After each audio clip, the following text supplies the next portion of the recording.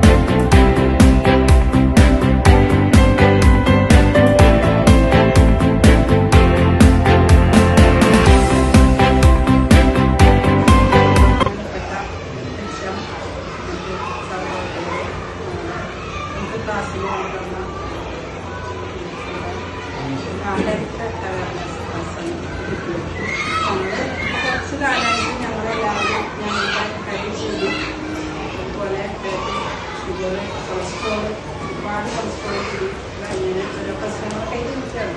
നിങ്ങൾ വന്നപ്പോൾ ഞങ്ങൾക്ക് കുറച്ചുകൂടെ കാര്യങ്ങളൊക്കെ മനസ്സിലാക്കാൻ കഴിയും. ഇത്